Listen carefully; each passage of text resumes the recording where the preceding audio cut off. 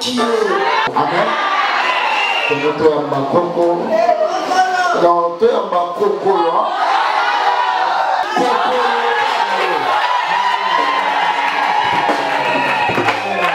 Parce que koko na oye là. Tomoto ya ok, prépare-toi, tu es à Coco, Amen. Je crois, quand papa n'a pas abouti là-bas, donc il n'est pas là, donc il dit qu'à dire, tu as dit, mais qui est? Tu as dit qu'il n'est pas là, tu as dit qu'il est là, qui tombe, assemblée les biso, à l'église, pour ce que l'église. Amen. Le nommé aïe et pas kokonaye. Voilà, il dit ça. Vie katia kokenango mbango. Est-ce que vous appelez de la makoko? Vous appelez de la makoko. Quand vous êtes le message, le patriarche.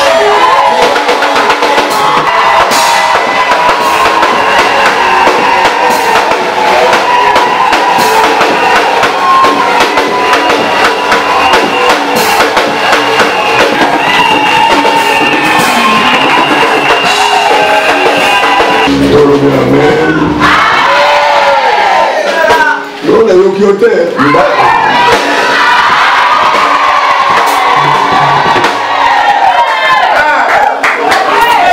Motema nga etolila isengo.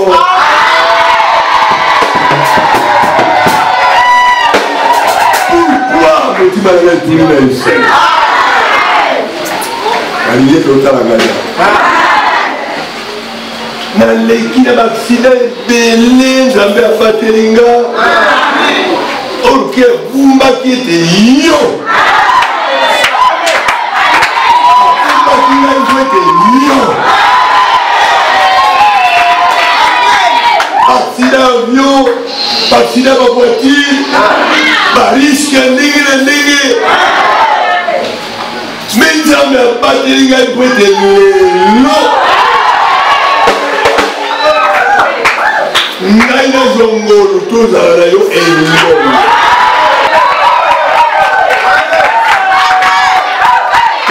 tozala elongo en connexion spirituelle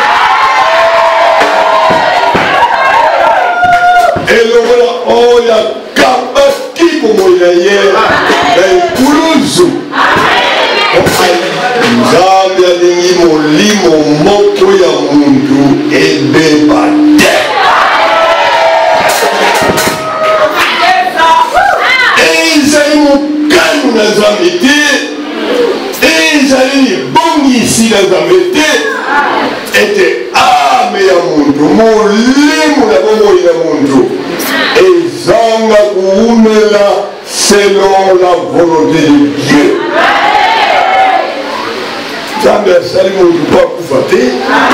L'origine de l'homme, c'est Dieu. Et l'autre côté, Nzambe a sali la planète Terre. Oye koukani na ye, et l'autre côté. Oye zali ressemblance na ye, et l'autre côté. Oye koukuzala, et liningi na ye la planète Oyo, et l'autre côté. Seul l'homme.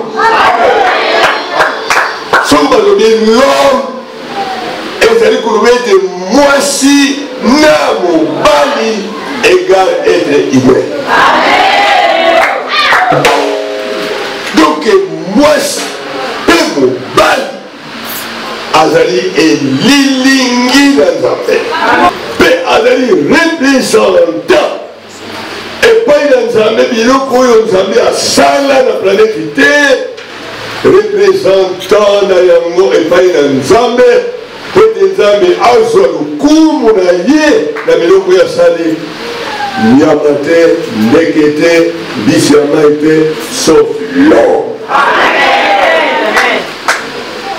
Alors le muntu asalami po ete ala mikolo moke te me apesaka nzambe lokumu mpo osala nzambe ete éternellement nzambe akabola na ye te mawa epai na moto akumi na dele ya kovanda na planète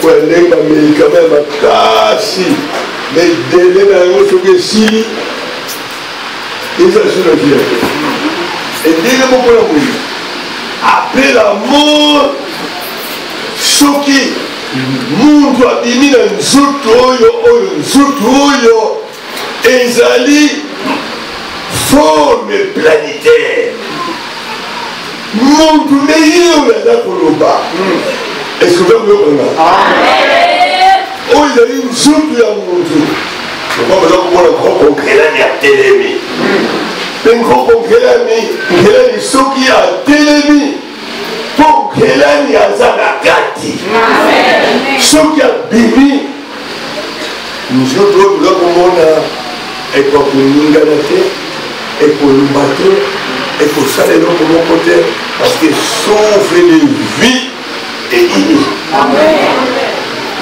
yango wana awa oyo otelemi oza na souffle de vie oyo ozalaki kati na yo epesi yo habilité ya kotele epesi yo makasi ya koloba ya kosexprime yango wana ndenge muntu moko te roi te noki te nani te azali maître ya souffle de vie na ye oyo atiaki yango na kati na nzutu ye nde asimbi autorité nyonso.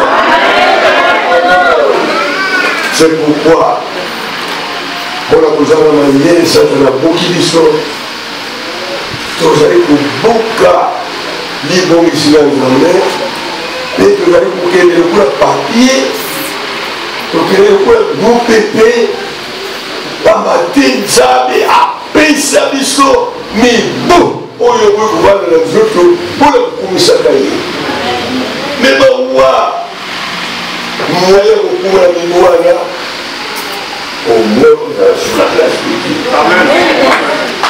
Na wana sepeli na mbula kutu etuku libwa na mpesi ya mibale sikoyo nzambe abatinga na badonge banzube bamakambo ndenge abatinga ekwete na atatulela yo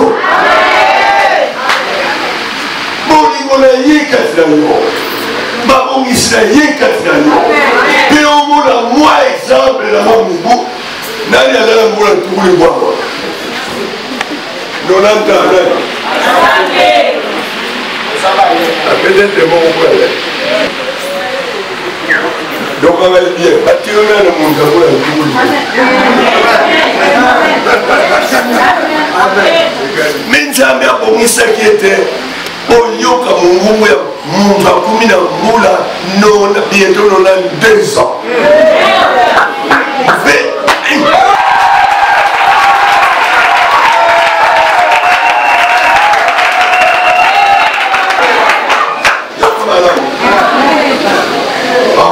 bazwa makasi ya balikisi yoki ndenge basi komona ya kumba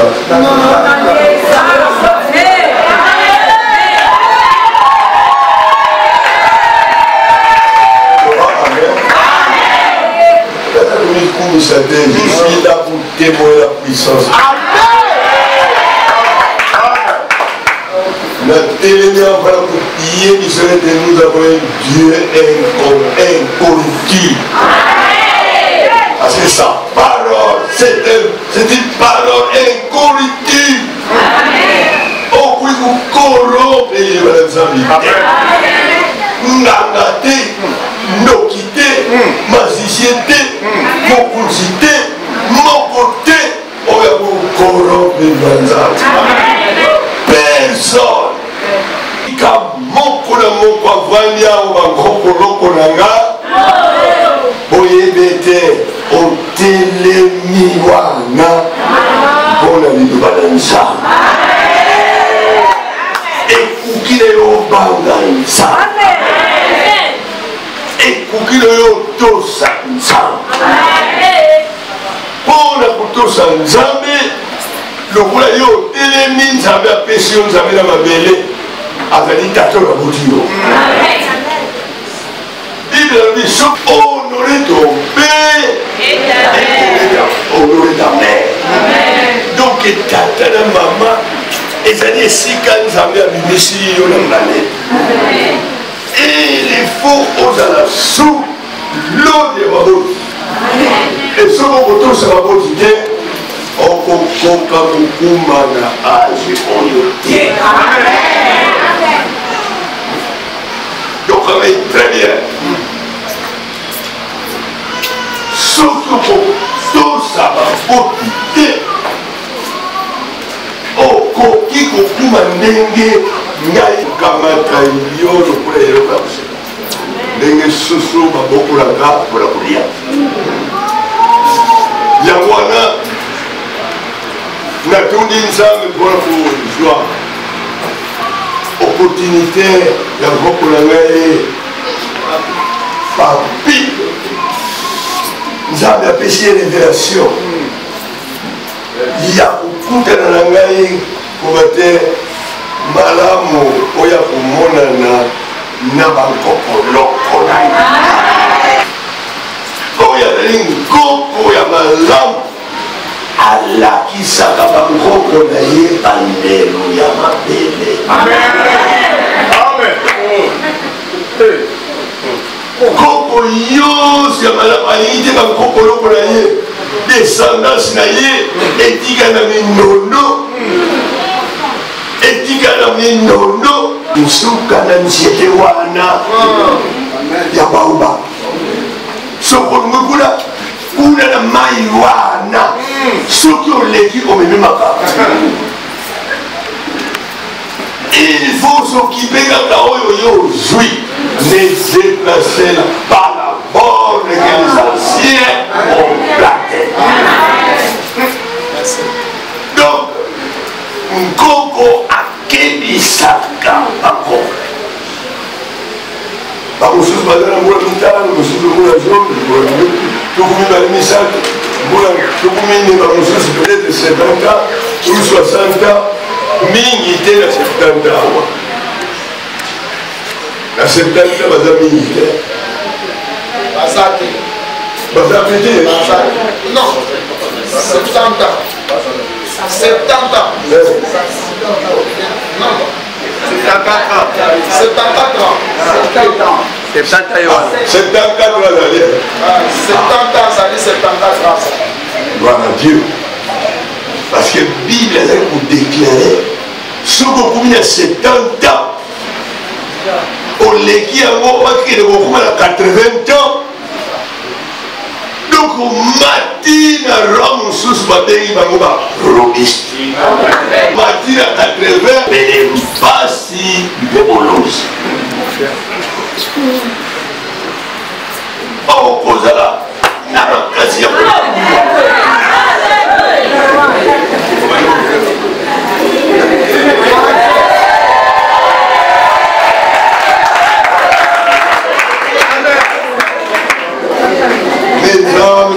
soki alingi yo abatelaka na ye na motu naye na kotosaka ye ateki esiko moto ya 90 ans mpe akamoso donc oyo asali akoki mpe kosalela ye nde yango wana apesinga makasi naya mpona communique yo grâce. Parce que la grâce est transmise. Na mutu nani azali na pesaki nzela grâce ekotila yo ozala un homme citable, un homme crédible, un homme intelligent, un homme fort, posé aujourd'hui la soirée. On nous voit les sangs à la barrière du boulot. Mais la maladie est incurable, oye, continue à vous déjà la précipitation. Merci pour Amen. Merci. La précipitation. Où est là? Où est la recommandation? Où est la prière? La précipitation, c'est une maladie incurable. Aussi, si la classe est l'évangile, ce qui n'est pas un wapi, mais ce qui est au côté de la précipitation, c'est que vous voulez municipal, vous voulez des mois mini. Vous pouvez faire des nids. Vous avez papa. J'ai un propre rêve papi, après ça m'a mini. Bambate, citerne, on nous appelle. Anthony Sanamai. Ce qui m'a gagné le nez au côté,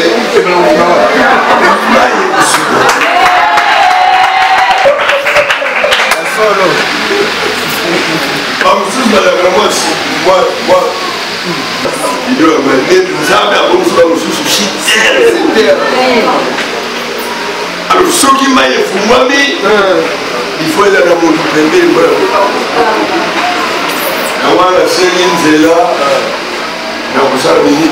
Parce que j'en ai beaucoup à dire. Et j'ai fait avoir beaucoup à dire, même est-il envie de la foule. Parce que la semaine, on a pas la saga de 5 ans, la liée de aller quand même dans 90 ans. Nous sommes plus de 60 ans, nous avons les amis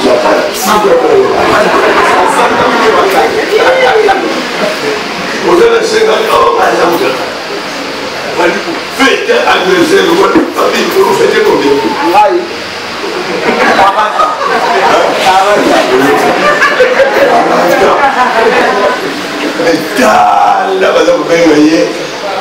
Papa. Pour la médecine, nous avons des pères biologiques et nous avons des pères spirituels. Père biologique a coupé sa physionomie. Oh, il coupe.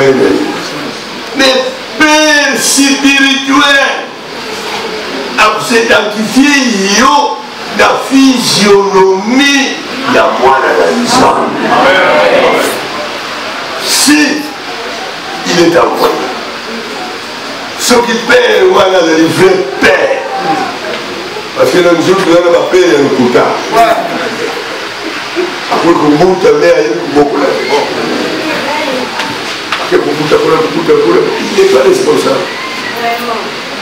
Moi, il y a sa physionomie réelle là-bas dans les affaires.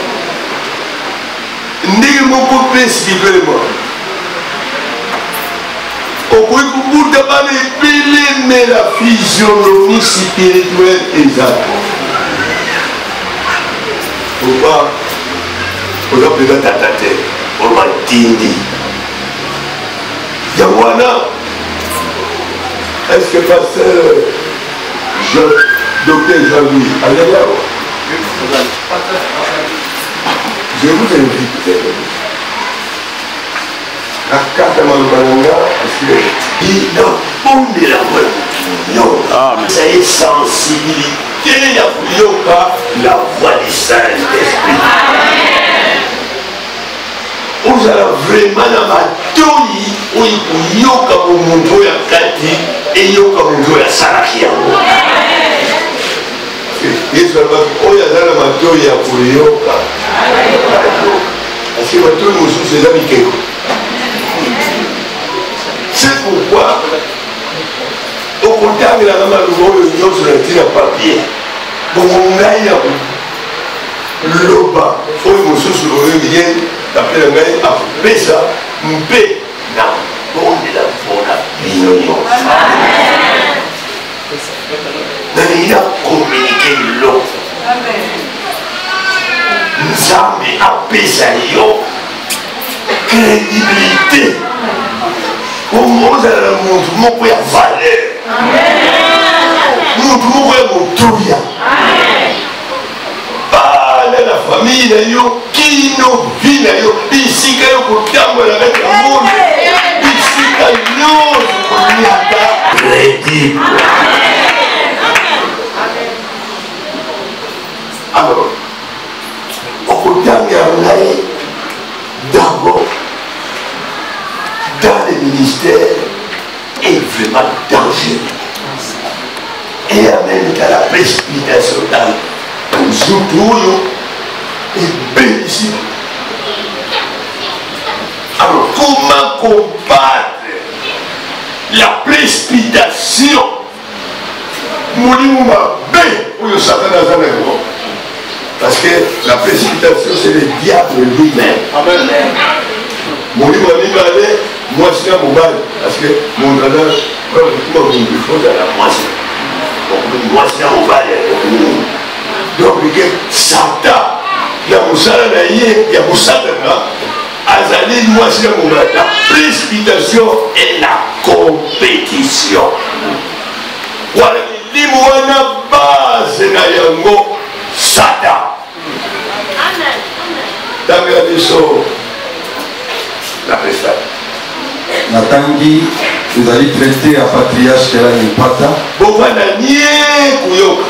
Mpe na kutika papier oyo mangana yoyo. Amen. Et si tu vas encore yoyo baladinga écouter les brenzas. La boutique à Maloubawana, dans la papier et dans la votre méditation personnelle. Amen. Nous allons insérer le feu de l'esprit, combattre l'esprit des précipitations et compétition dans les ministères. Comment combattre l'esprit de compétition dans les ministères de la parole de Dieu? Le plus long voyage dans la vie commence toujours par un petit pas. Et la Bible nous enseigne à ce sujet que toutes les choses croissent. L'esprit de précipitation ou de compétition dans le ministère ne vient pas de Dieu, mais du diable.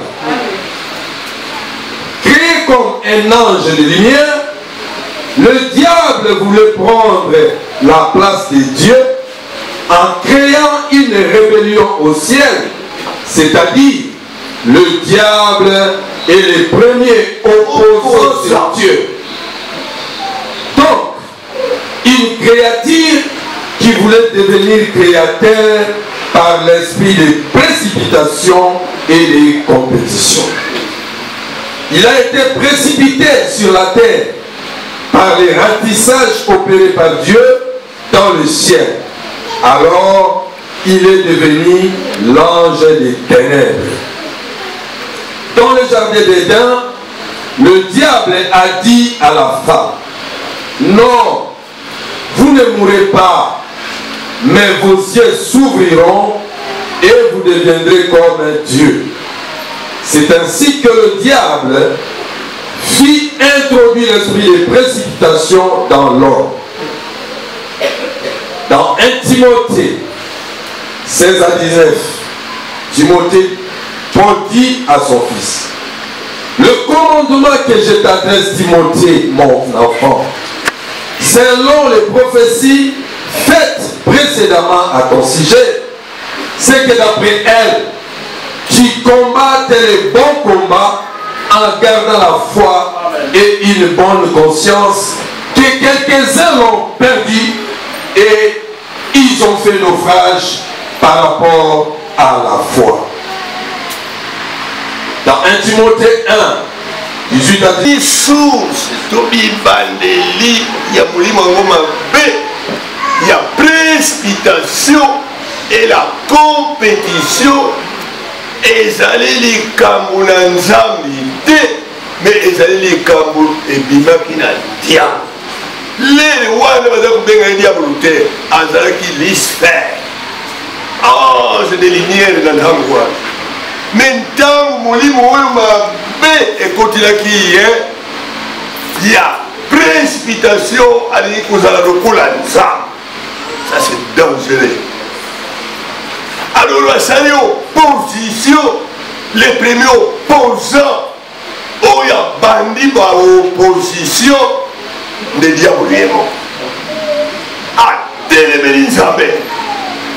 Mais awa ya telemeli nzambe moya kotela bunzambe ezalaki te, aluki nzela azala na ra moko na bunzambe ndenge nzambe abongisa muntu na image na ye na ressemblance na ye.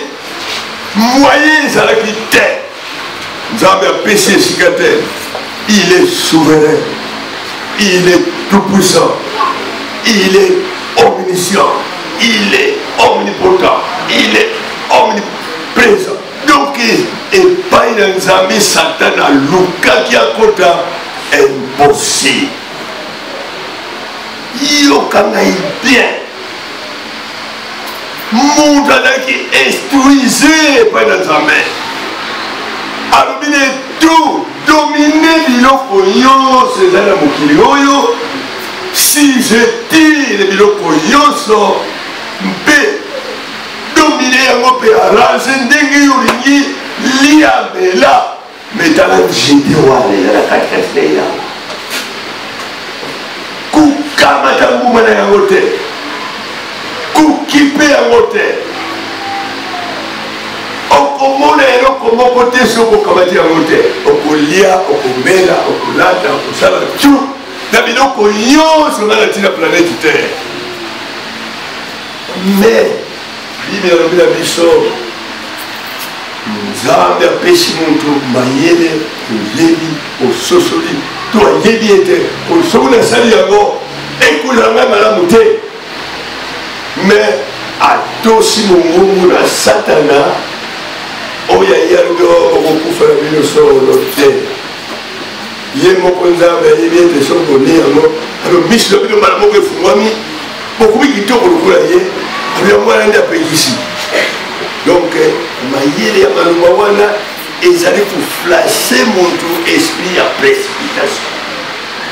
Muntu achange makanisi oyo ye azwi epai na nzambe ati yango pembeni alandi oyo azwi epai na satan oyo azwi échec ekolela likolo babengani ye basali ratissage na lola bapetoli lola ata eloko moko ya opposition etikala na lola eza te. Yango wana satan akita na opposition na ye soki yawa ayi koluka muntu azala opposant epai na nzambe, muntu azala opposant na muntu aleki ye oyo atia liboso na ye nde yango ebebisa monde la précipitation. Tango Satan asali alongi te, asali complot. Donc yende moto ya liboso abanda parti politique. Amen.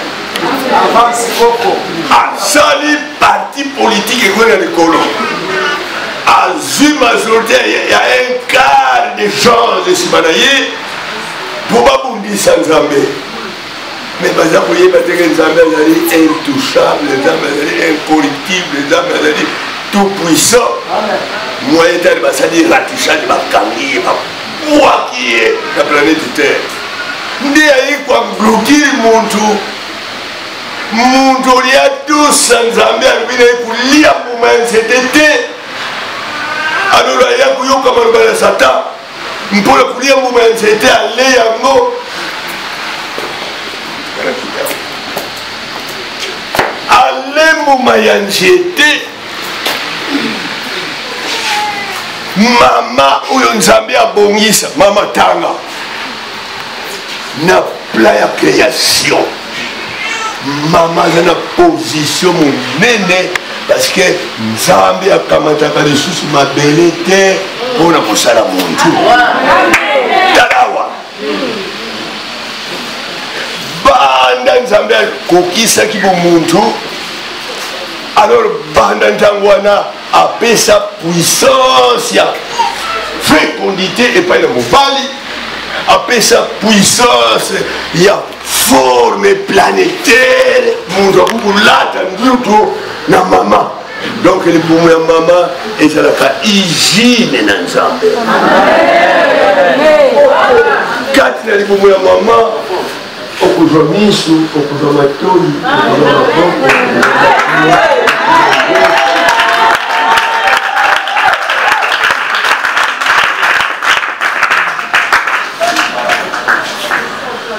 Miso na libanda ezali te, matoi na libanda ezali te, makulu mpe na libanda ezali te, nyonso otika kozwa na libumu ya mama. Oyo nde bapiese nyonso de ressource ezali na mama. Talawa mama azali mopesi ya forme planétaire. Ntango mama asalami, Nzambe alamusi Adamu mpo atala pepe na ye, amoni mama avwandi, amoni lolenge mosusu ya créature oyo nano ye amona te.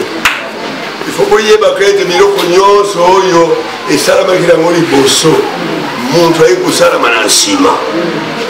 Donc muntu aye na planète oyo biloko oyo yo monaka awa na planète ezalaka banyama na bandeke na bapisi ya mai deja ezali nde Nzambe ati muntu mpo azala chef ya kodomine biloko wana, asisetire biloko nyonso mpe aorganize yango. Me kasi ayaki kosue mpona nini? Diable ayi kokosa ye mpona mbuma ya Dieu te.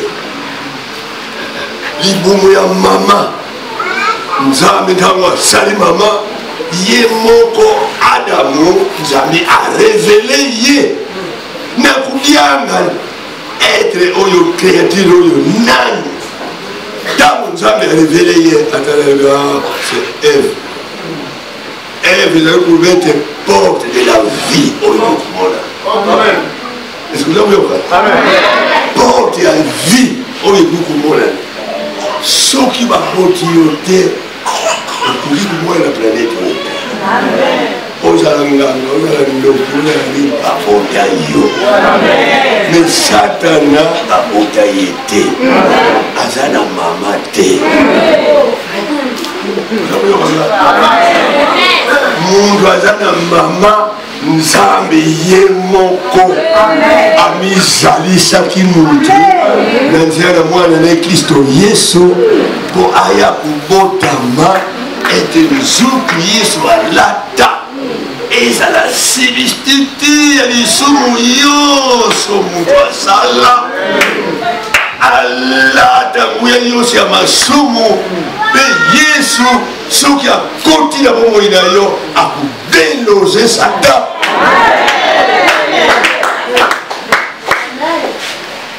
Ya mwana nde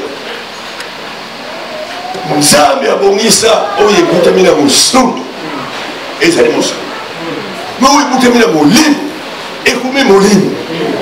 Donc muntu il faut abotama mbala mibale. Soki okutami mbala mibale te okokotela bokonzi na Nzambe te. Tozali koloba mpona likambo ya précipitation. Sikoyo Nzambe abongisi libongisi na ye, apesi ete mpo ete obota, il faut ozala mobali. Soki ozala mobali bokangani te, okobota te. Donc ne précipitez pas la vie. Soki obuti bibota-bota, omemi malheur kati na descendance nyonso ekobima kati na yo. Yango wana tomonaka ete ya 3 sortes ou bien 3 types de mariage. Parce que Nzambe asali libala ezali image na ye Nzambe mpo emonana polele na bantu. Nzambe asali muntu na elili na ye na image na ye, bongo azali mwasi na mobali balata nzutu mpo bamonisa epai na biloko nyonso ezali komonana muntu ndenge akangandi ndenge bonzambe ezali. Père, Fils et le Saint-Esprit bazali na libala oyo ya seko nzambe misato te kasi nzambe moko na seko. Alors mwasi mobali bazali baparti oyo babimi epai na nzambe bongo nzambe alingi ete libala na bango ezala le Saint-Esprit na katikati ya misato.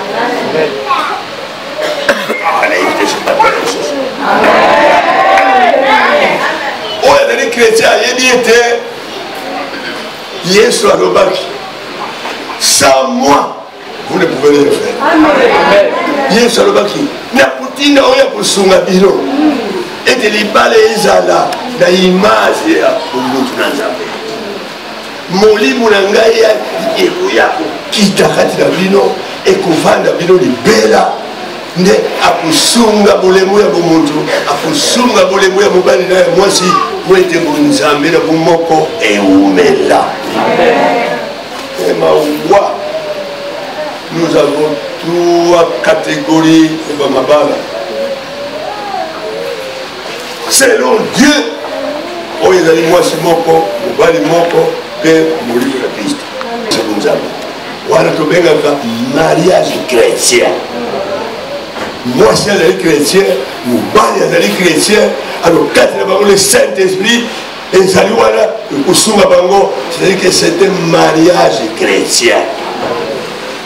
Mais soki molimo na nzambe aza na kati te botikali bino mibali na bali mwasi na mobali lokola bokweya na tentation oyo satana ya kopesa bokoumela te ya wana monde bemba mabala ya ekokani na nzambe te oyo nzambe abongisa bato baza kokutama.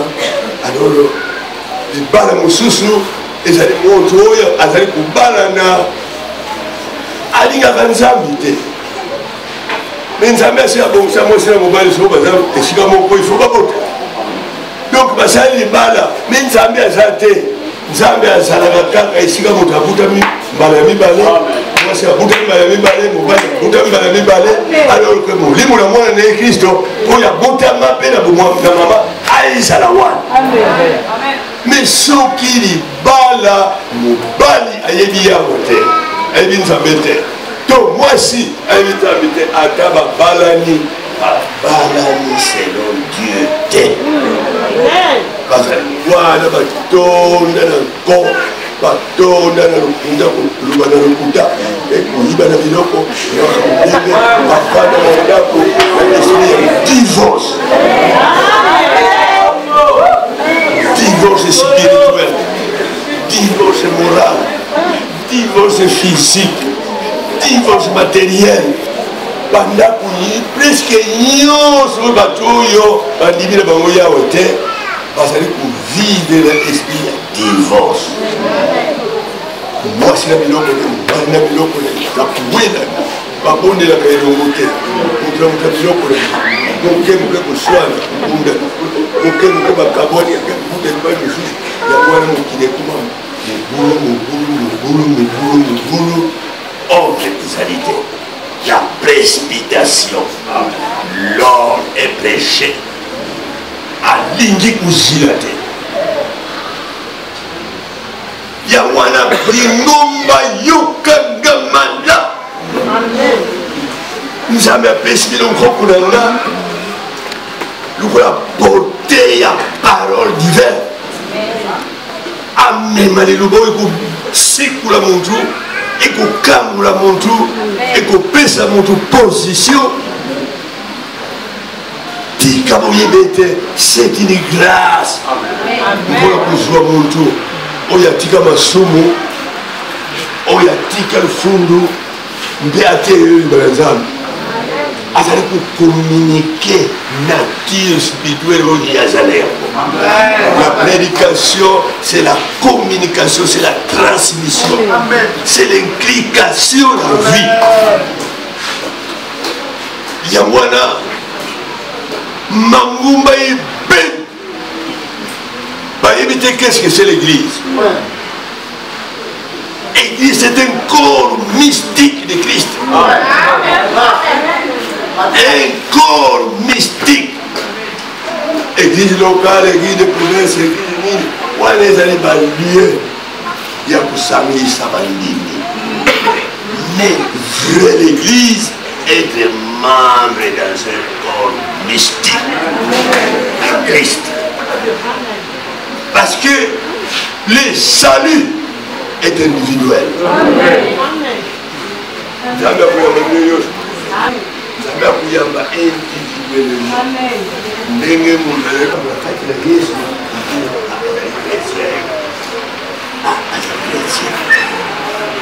Vie na yo ezali différent.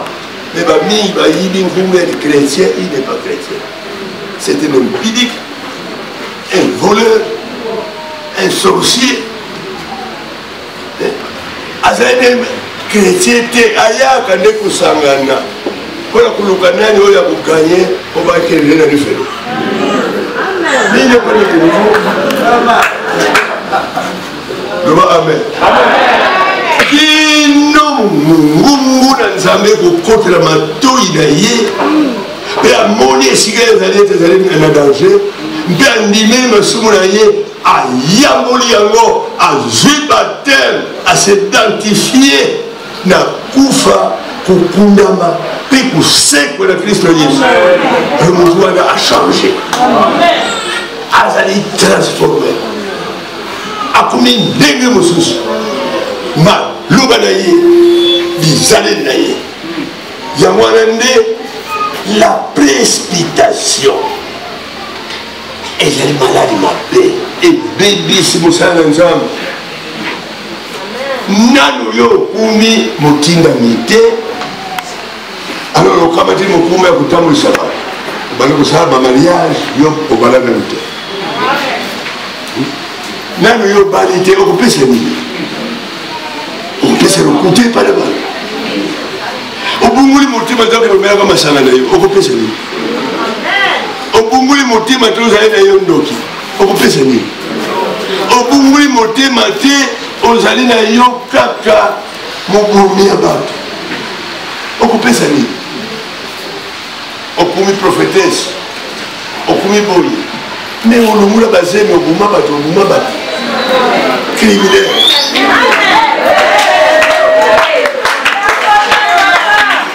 Amen. Il faut au bout la motema ozwa pardon du péché mpe okola kati ya kondima mpe batenda yo bapesi yo mandat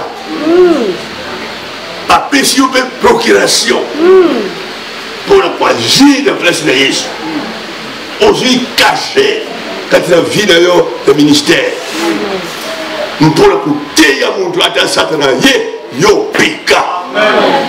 Mais ceux qui ont la bibonalité, attends, vous avez pas comme nous français. Vous avez tout ça pour y aller. Si vous avez le français, quand c'est un coup de l'eau. Non, c'est une langue comme toutes les langues. Pour la bouteille, les Lubanzambé, ils allaient quand en français, quand ils allaient bien voter en français, c'est bien, c'est pas mal. Mais ce qu'on y est bien, au bout de mes peu malami, remet. Mais ce qu'au bout de mes malami, au y est bien en français, au retour de la foule, l'olendo, mon congo, bande. Donc, on a compris, c'est l'autre côté de la bande. Mais la prédication, c'est communiquer ce que tu as reçu à Dieu. Et ça, et pas l'homme donne ce qu'il a reçu. Amen. Il y a moi là-bas, Kokuranga. Ce qui nous a bien dit, était aux prédicateurs. Il faut un prédicateur intransigeant. Très bien. prédicateur étrange genre muntu oyo atelemi mpona koteya solo atelemi azali kobimisa ndenge liloba ezali ndenge mpe ye aza kotama mais oza koteya koyiba te oza koteya kosala pite te oza kosalaka pite na bana bato mobomi ozali mobomi après la mort c'est le jugement yabali bagroupe nanga keba mpona koprécipite omona songolo mona aza kokwesa na bato mabele kokwesa moto ya mabele yango te okosila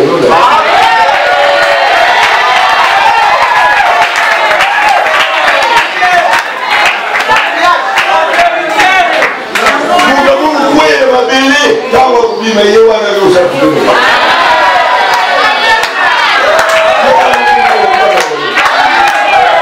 ye wana ko super jeune super jeune criminel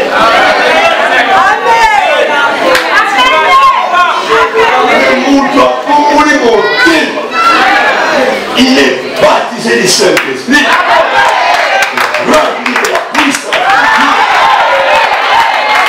Pour que se défendre ma sourd ma mélanité.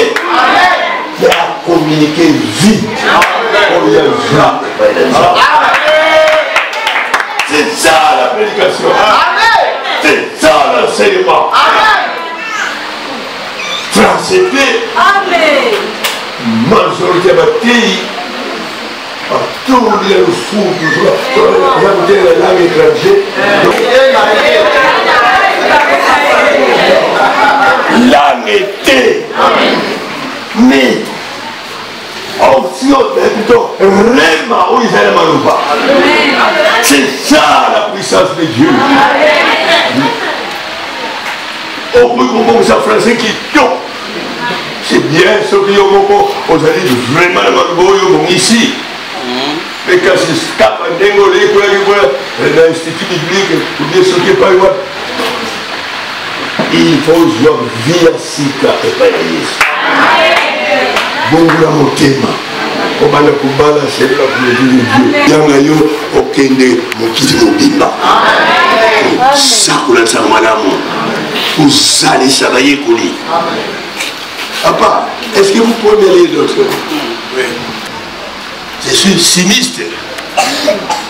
Mais dans la joué, vocation, il y a écouté, il y a des bien comme pasteur permanent. J'étais obligé de me démissionner. Parce que nous avons une kiss, vous allez pour ça à la pharmacie. Ça ne traite pas la conscience de l'homme. Vraiment. Amen.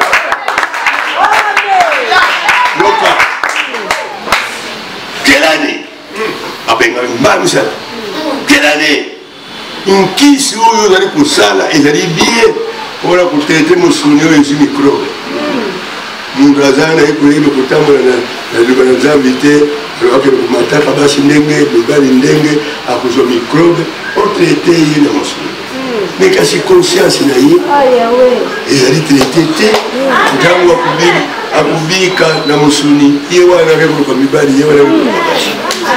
Est-ce qu'il n'est pas changé? Tikam Kisoyo. Tikam Rabat Moussous. Ils allaient le sous-monter. Ils allaient pour Soumabatu.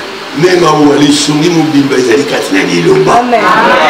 Parce que les Lombandais et ça, les Atmout. On va la démissionner depuis 60 de l'eau. Moutema. Ayama Yesu Bonholo. Azwali, Azala une nouveauté de vie en Christ. Azala un homme crédible, important. Azala tata malamu katika nakurai. Azala mama malamu katika nakurai. Batbatie Moutema. Azala musali malamu la société. Mais ma wa. Oye pour une université ma yele qui topo juif. Tango kubima au côté de la loge, au côté de la magie, au côté de la... Donc vous êtes dirigé par les diables. Mayele wane kutunga batute kumunsa batumala mute peuple kumuna passe. Amen. C'est pourquoi na ye a on peut kebisa yo na muli ba Jérémie ba la classe ba la université ba ba école ndenge. Attention, bon tambu mama lamu katika vie na yo. Soit crédibilité na mayele oyozui. Mayele wane yozui bo muntu c'est passager, temporaire, précaire. Tika oyamba Yesu, c'est la sagesse de Dieu. Amen. Comme la vie de Dieu en Jésus-Christ, la vie de Christ est manifestée à ses disciples, donc la vie des disciples doit refléter Christ. La vie de Dieu est manifestée en Jésus-Christ. La vie de Dieu doit refléter Christ.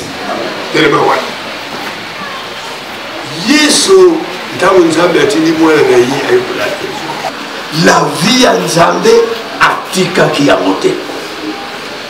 Ye moko na kobete oya moninga amoni nani? Amen. Otanga etika esika wala otanga ngwe. Oya moninga Yesu amoni tata. Po ngai na tata tozali kaka moko. To kabonite. Donc vie à Nzambe et il a pu se manifester dans Nzutu à travers son fils. Batu yoso ba yabaki Yesu ba sosoliete, il est sorti de Dieu. C'était le fils de Dieu. Azali moi de Nzambe. Ba oyo yoso ba yabaki ye, ba zaki changer parce que ba yebi Nzambe tata, ba yebi oyo yatindi alors que ba oyo pe ba yambaki Yesu les disciples bayikuli bayikulaki bombo ina Yesu babandaki kutamula lolenge mosusu pe bantu baza kutala bango nde bango babiangaki bato bazali ndenge mosusu bazali bakrétien chrétien c'est l'esprit à Christ bazali Christ donc muntu oyo abungwani il faut refléter esika ya uti amonisa ndenge ya esika ya uti ndenge tokutamela masumu soko bimi okomonisa physionomie ya baboti na yo akutala tala elongelo kwa tata na ye etala maboko lokola mama na ye alors que soko okutami na kundima mpe okomonisa lolenge Yesu azali katika lokolo wana ni okumi modèle à suivre. Tala likambo ebebisi mangomba ya bato ya nkolo. Les dirigeants bazali kureflete Yesu te. Biloko mabe bizaleli enkanda ya nko ya moyibi ya lokuta. Alors Yesu azali manifesté te. Batu moye batamula alignement exact. Mais Nzambe alingiete, il faut qu'il y ait un changement. Continuez. Cela veut dire que le disciple doit être un modèle à suivre. Alléluia. Et cette transmission doit être continuelle à tous ceux qui seront gagnés en Christ. Voilà. Jean 17. Ngai na lingiete bana bankopolo kola ngai ya basimba za kubima. Allah wa tata no pabiye. Allah wa papa. Ate ya no papa. Allah wa papa. Ate ya baba. Aluka. Ngai na mosi na ye. Aluka kabasi ni. Babandi kulanda. Babandi kuimite lulenge ya tata. Wana ndio dali kusala transmission. Mais si vous allez kusala transmission te modèle ezali te bato bakukulanda ozali un faux modèle. Faux prophète, faux pasteur, faux évangéliste, faux Mais il faut un modèle. Il y a un koko na bino. Koko loko na bino. Nani yiti motala ici comme ça. Est-ce que vous savez yo kaita koko na bino na muri mwasi? Est-ce que vous savez yo kaita mela kama ça? Est-ce que vous savez yo kaita zwa mkisi? Est-ce que vous yo kaita bongi bituma? Donc biloko wana nyonso tout. Ezali nde boza kotala kuna esika bobimeli ezali ndenge. Esika ezali na bolingo. Ndenge nini nkokwa kokuya awa. Muntu bazali kubenga butu moi na bisika minene. Kasi ayawa. C'est-à-dire qu'aza na bolingo ya milimo na bango. Mususu oyo bazala eloko ya communiquer te. Avant, il faut cacher ça. La bougeoute. Mais, il y a une yaoua. Ce qui peut-être nous avait assisté, ma pensée, on y pose acte de reconnaissance pour les yo, l'égalité. C'est sûr. Communiquer, c'est sûr. Communiquer en vie. Pour les kangas. C'est ça mon souhait. Papi, nalingi nzambi asali okuleka ngai même loi. Évitez la compétition. Jean 17, 1 à 8 nous dit: après avoir ainsi parlé, Jésus des transmissions de la vie éternelle qu'il a reçu de Christ pour tout homme créé à l'image de Dieu qui était perdu à cause du péché. Patriarche Kelani Mpata. Tout ce qui était l'ulenge ya moyekuli na Yesu. Ayekuli Yesu pe Yesu alobi ba oyo nyonso bakolanda nga bakozala ba témoin na nga. Esika bakozala bakotémoigner vie na nga na ba oyo nyonso bakomona bango. Bakubengama ba chrétien. C'est-à-dire que l'esprit à Christ. Amen. Ezali mawa kubengama chrétien. Mpe ozali esprit à Christ te. Bible alobi ete ntango Yesu akuzonga akubangala sakulaki na nkombo na yo ngai nasalaki miracle na nkombo na yo Yesu akuba yebi yo te bino nde bato bosalaka mobulu jamais nzambe akuyamba te moto aza kolobaka nkombo ya chrétien mpamba ozali chrétien oza kosalaka pite oza koyibaka biloko bato oza kobondelaka bikeko oza kosalaka boyi vous êtes un faux chrétien. C'est danger. Banda lelo nzambe aluba na yoyoka obungula motema. Wala zali misala ya busoto.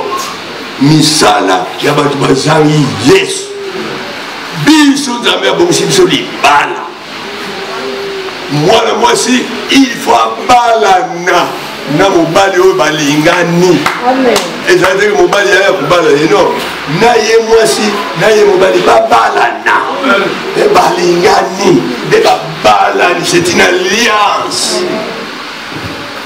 Mais violer makasi ya mwana mwasi mayele na yo sosilisi obali kukamateli kwa mwasi wana ezali libala te ezali diable mutu abotolaka abomaka mpe ayibaka onza tika bakokolanga miniti oyo ezali ngai koloba mwa maloba mokuse oyo nzambe éclaire mutu kokolanga soki Yesu lelo nalingi ndenge yo otikala onetwa na ngai elongo mais okoki konetwa te na salité oyo eza na yo. Vous devez accepter Christ comme ton sauveur personnel. Ce n'est pas les titres qui peuvent vous sauver. Non. Okoki biangama bishop, okoki biangama archi, okoki biangama prêtre, okoki biangama tout ça. Si vous n'êtes pas né de nouveau, on connaît toi te. On connaît toi te. Et c'est pourquoi, oui, na les nouvelles semences. Et ça l'a semé quand elle a vie. Il y a mon problème pour la vie. T'es comme ça, c'est un miracle.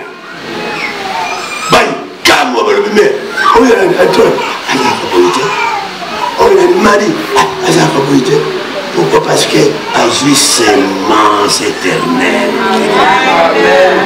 Sémence de la vie éternelle. Nzambe sunga. Église et corps mystique de Jésus-Christ. L'église, Yoka. L'église, c'est l'église. Ah oui, les sangoyo, c'est un lieu de rencontre. Mais pour être membre dans l'église qui est le corps mystique de Christ, parce que le salut est individuel, vous devez naître de nouveau. C'est clair.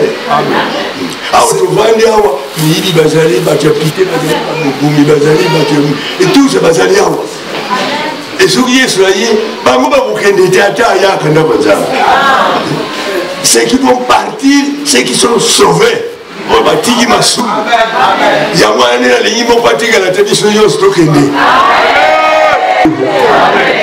Ça, c'est la volonté de Dieu. Allez, mon livre, mon premier bâté. Tout le monde l'a mis tes mains. Tout le temps, on a l'hypocrité. Tout le temps, on a l'hypocrité. Tout le temps, on a l'équipabilité. Pas faire la bouteille. Les mauvais hommes de sang, ça, on va y retrouver la salle. Ah, ça peut être boum, il y a mon monnaie. Ça, on va y retrouver. Donc, on a bouteille, les familles. Vous allez lier la culpabilité. Vous avez montré l'hypocrite. Vous avez dit, c'est l'otaille. Donc vous allez clairer.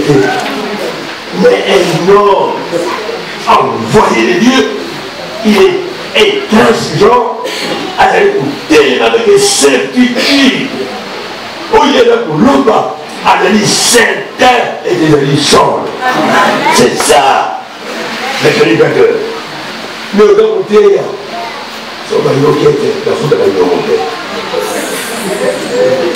Ils sont pas inquiétés. La salle des mariages.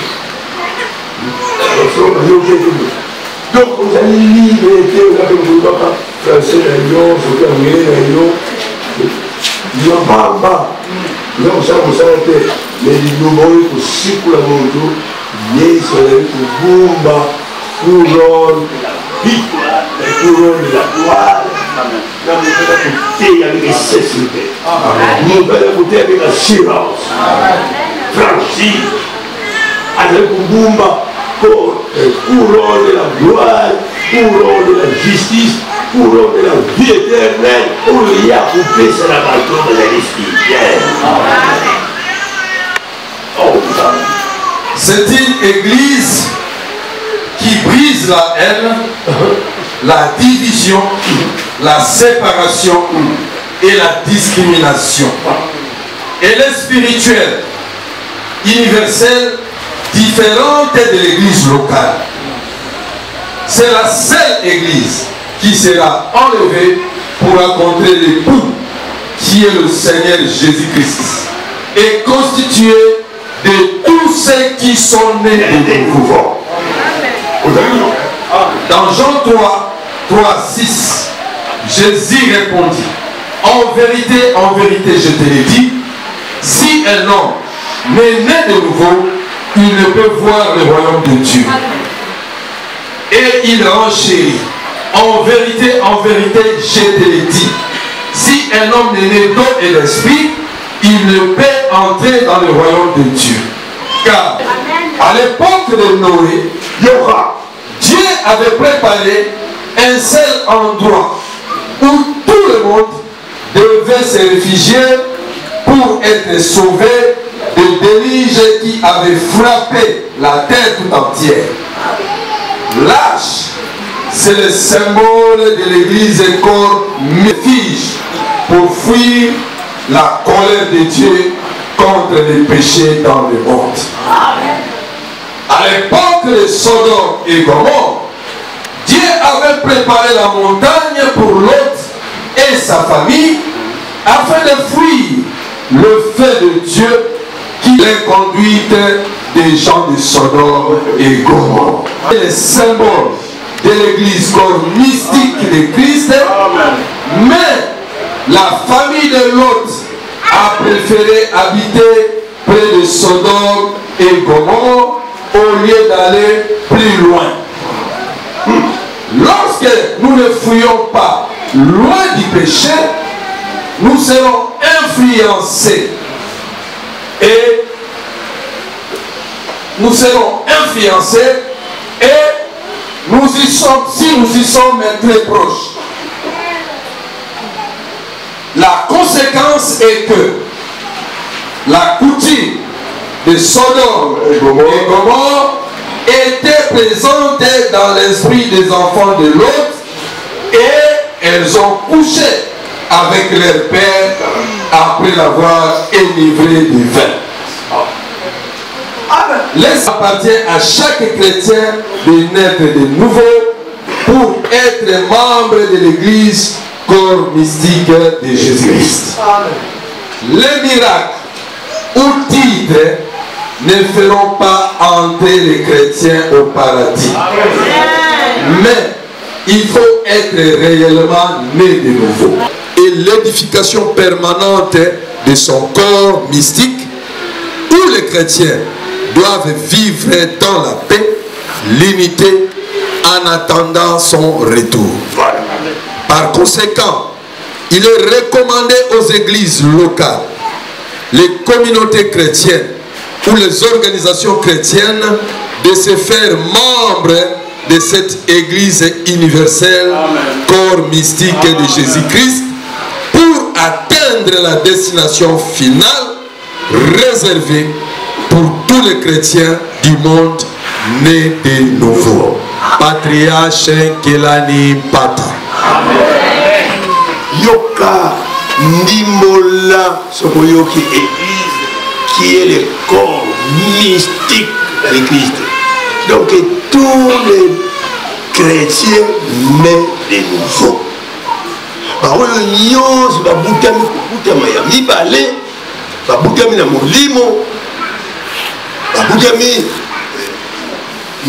babiangami bakretien basidentifie na kufa mpe kokundama na Kristo Yesu na bateme par immersion mpe bazali kotamba na puissance de Dieu na baarme spirituelle oyo ezali kodefendre bango na masumu mpe na misala ya Satana. Bato wana bazali bamembre na corps mystique de Christ. Donc Yesu akuya mbala oyo mibali toza kozila ye, toza kozila ye. Oh, est-ce que toza kozila na Yesu? Akokita lisu na mabele te, na mabele oyo atindi biso toza kende kotambola koteya bato nsango malamu babongola mitema. Ye akuya bato bayambi Yesu.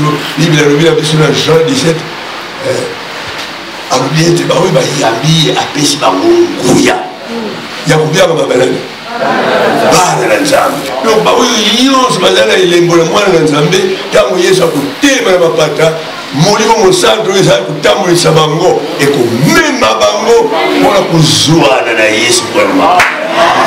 Alléluia. Les miracles vous allez pour ça, la prophétie vous allez pour ça, la macamounion vous allez pour ça. Et quoi que vous faites, il faut montrer à bon la motema, ayamba Yesu, à la membre du corps mystique de Christ. Tout le but est que vous savez que ça, vous dites que ça va tout, et vous allez m'embêter, vous allez m'arranger. Il y a un ministère de monnaie des milliers de babiques. Il y a maladie à ndenge na ndenge. Même bakufi na mona ki baseko na mabondi. Mais ça, ce n'est pas la base de ma foi. Amen. La base de ma foi, c'est Christ à moi. C'est l'espérance de la foi.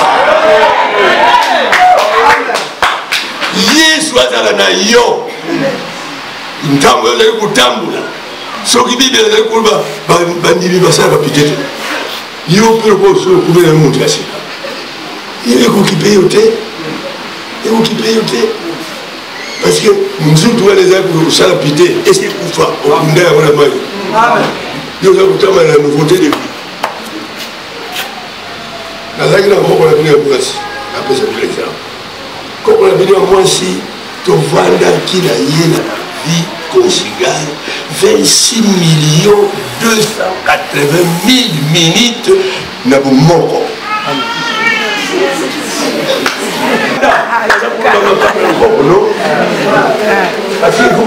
vandaki 26 280 000 minutes dans la vie moko ngai na mwasi mosusu te ye na mobali mosusu te biso mibali tozalaki motu moko soko kalile minute wana ekokuma 50 ans vie na biso ensemble toboti tobokoli mpe tobalisi na bomoko naloki mwasi mosusu te ye mpe alukaki mobali mosusu te mais sikoyo nzambe atala elobi me toteyi des centaines des années oyo plutôt ya mikolo oyo totongi mabala ebele mais toteyi vevage te madame alobi na ngai papa ngai nalingi nakende koteya ngai na kotikala veve te naboyi kotikala veve parce que vevage ezali moment moko très risquant soki okebi toperdre la vie éternelle alors yo tikala oteya vevage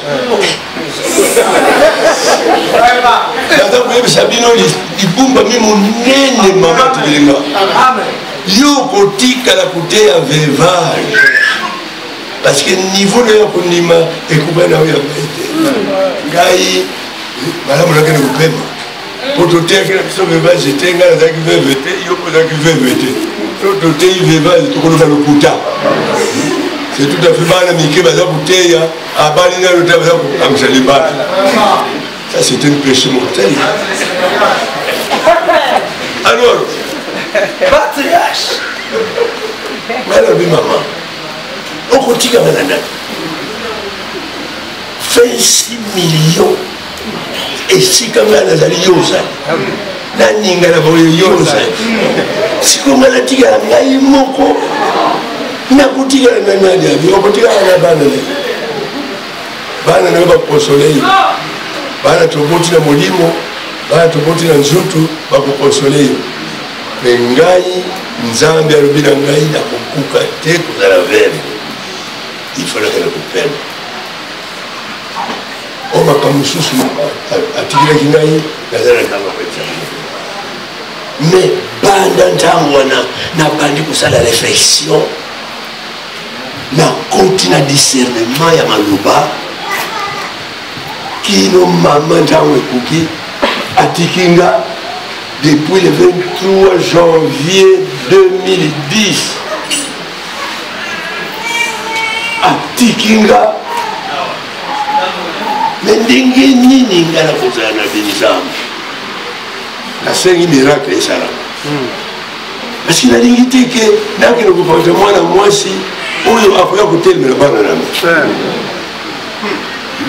nakozwa peut-être le veuve me veuve wana asi abota ngai mpe nasi na bota bo ngai tovanda na biso peut-être bien na veuve wana me bana na veuve na bana na oyo ya ngai est-ce que comprendre malamu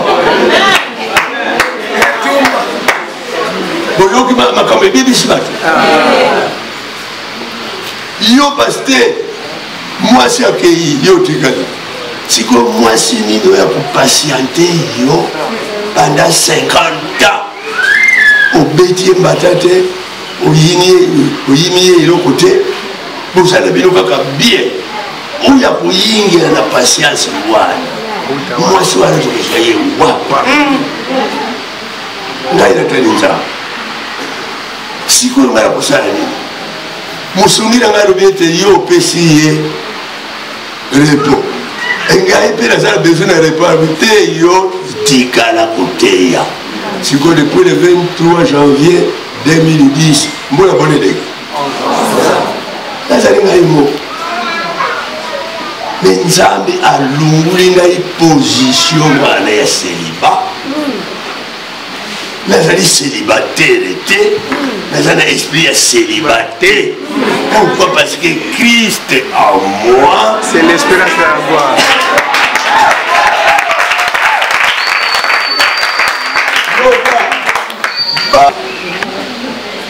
Depuis 1957 tina 2010 wana abeti ngai te ngai nabeti ye te yini te sikoyo okamata mwasi abanda kosala yo banko abanda kosala yo banko nkande kuya molimo na nzambe atiki yo awo molimo na nzambe akutika yo otika nini na satana alona ntango wana bomoyelo ya seko ebungi yango wana ngai nasengaki nzambe awo yokamati mame akendaki mobali oyo nyonso oyo opesa ngaki mobali mpona ye oyo olingi kovandisa ye ape ete nzambe asala yo un prédicateur intransigeant comme Isaïe, prophète Isaïe. Ye ndi mutu atelema esoko ya mieso te okei précisément okona titre position na kati ya mosala na nzambe keba okeli te okopendre la vie éternelle me nzambe alingi ete lelo